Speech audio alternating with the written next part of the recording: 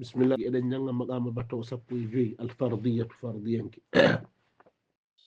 أخبر الحارث بن همام من حبري حارث بن همام قال وي أريكت مهنك جنيمة وني مواسي داناد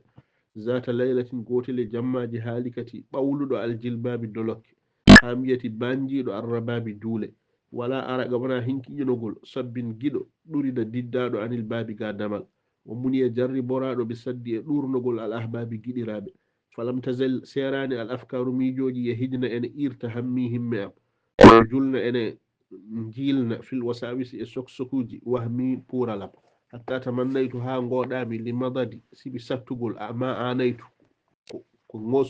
ko ngosondirmi e muɗum ko an urzaqa nde arsikinte mi samiran kirdiɗo min alfudala e ɓurɓe li yuqassira belma ustu ɗulal laylati jutugol jamma am allayla e niɓɓiɗɗo faman qadat huuɓani munyati ngoɗa am wala ahmadtu mi mernani muqlati loñi gita am hatta qara albaba ha honki damal ngal qaari duɗɗowo lahu ene wodanimo sawtun dande khashi un yankinide fa qultu fi nafsi mbimi e hooram لعل غرس أن ياما آوري التمني غود قد أسمر بسني وليل الحز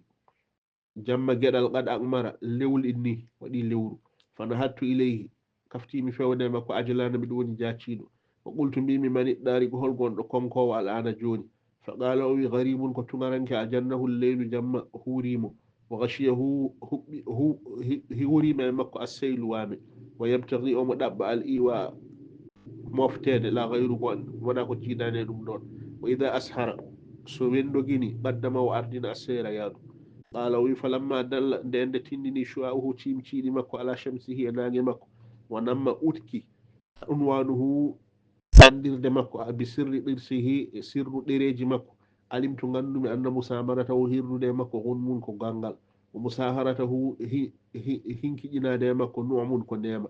ففتحت الباب أدت من دمل قلبي ابتسام موسالي وقلت ميم ادخلوها ناتي دمل قلبي سلام كسال فدخل شخص ناتي لنك قد حان الدهر أدنى أوني سعادته قاوى المكو وبلل القدر دوني درن مكو وبلل القدر